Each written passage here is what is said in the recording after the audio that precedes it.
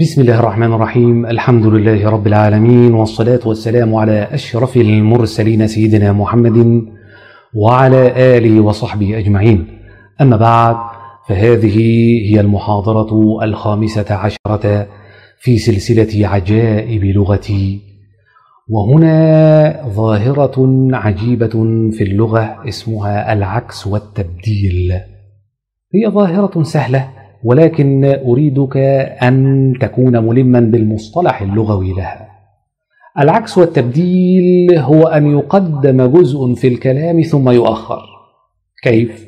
أعوذ بالله من الشيطان الرجيم. بسم الله الرحمن الرحيم. يخرج الحي من الميت ويخرج الميت من الحي ويحيي الأرض بعد موتها وكذلك تخرجون. سورة الروم آية 19. يخرج الحي من الميت ويخرج الميت من الحي. العكس والتبديل. أعوذ بالله من الشيطان الرجيم. بسم الله الرحمن الرحيم. يولج الليل في النهار ويولج النهار في الليل وهو عليم بذات الصدور. سورة الحديد الآية 6. يولج الليل في النهار ويولج النهار في الليل. عكس وتبديل.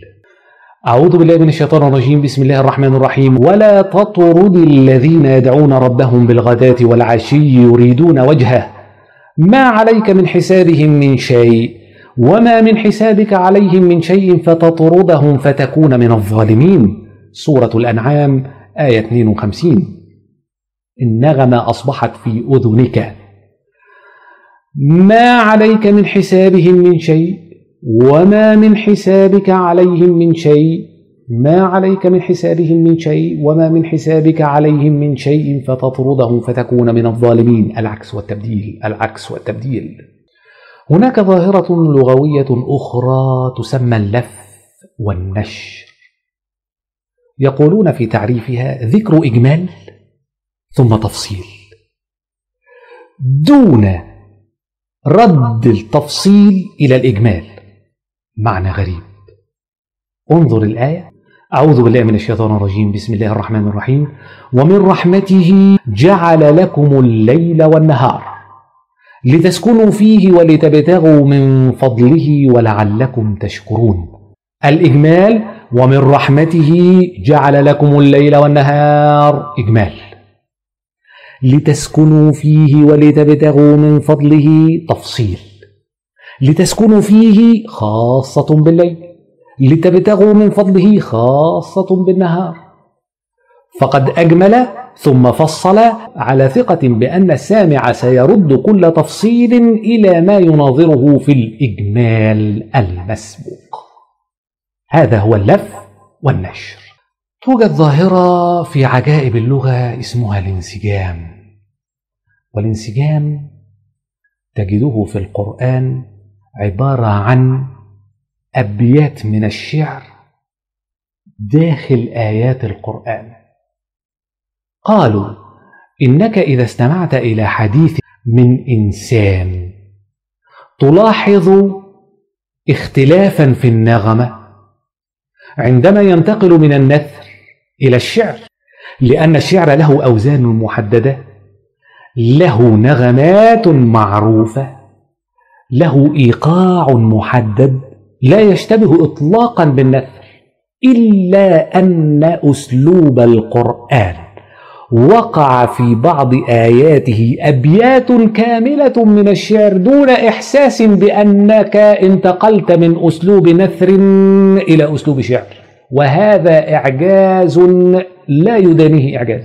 معنى ذلك أن مصطلح الانسجام الذي أطلقه العلماء القدماء على هذه الظاهرة إنما يختص بالقرآن وحده، لأن الانسجام بمعنى وجود أبيات من الشعر خلال النثر دون إحساس بالانتقال من النثر إلى الشعر لا يوجد إطلاقا ذلك إلا في القرآن الكريم. تعال لنستعرض بعض الآيات التي أتت على أوزان الشعر العربي. أعوذ بالله من الشيطان الرجيم. بسم الله الرحمن الرحيم. قاتلوهم يعذبهم الله بأيديكم ويخزهم وينصركم عليهم ويشفي صدور قوم مؤمنين. سورة التوبة الآية رقم 14. بيت الشعر موجود من بداية ويخزهم وينصركم عليهم ويشفي صدور قوم مؤمنين، هذا من بحر الوافر. عندما تقرأ الآية لا يمكنك بأي حال من الأحوال أن تكتشف أنك انتقلت من النثر إلى الشعر، فلنقرأها مرة أخرى. قاتلوهم يعذبهم الله بأيديكم ويخزهم وينصركم عليهم ويشفي صدور قوم مؤمنين. آية أخرى تقول: أعوذ بالله من الشيطان الرجيم، بسم الله الرحمن الرحيم، لقد أنزلنا آيات مبينات والله يهدي من يشاء إلى صراط مستقيم. سورة النور آية رقم 26.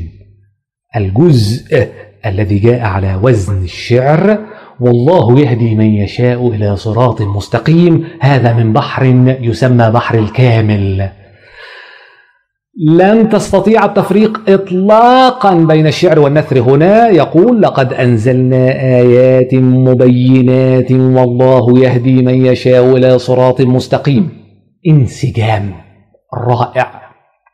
آية أخرى تقول: ودانية عليهم ظلالها وذللت قطوفها تذليلا. سورة الإنسان الآية 14، هذه من بحر يسمى بحر الرجز.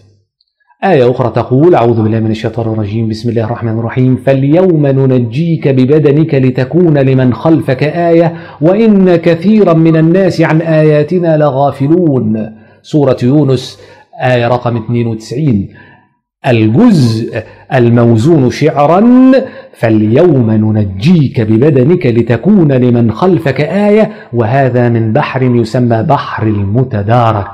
ولا تستطيع أبدا أن تحس بالفرق بين الشعر والنثر. فاليوم ننجيك ببدنك لتكون لمن خلفك آية وإن كثيرا من الناس عن آياتنا لغافلون.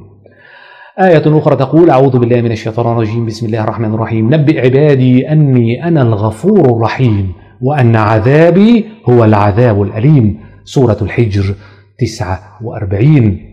نبئ عبادي أني أنا الغفور الرحيم وأن عذابي هو العذاب الأليم. الجزء الموزون: نبئ عبادي أني أنا الغفور الرحيم. بحر المجتث. نستكمل في المحاضرة التالية بإذن الله. شكر الله لكم، والسلام عليكم ورحمة الله وبركاته.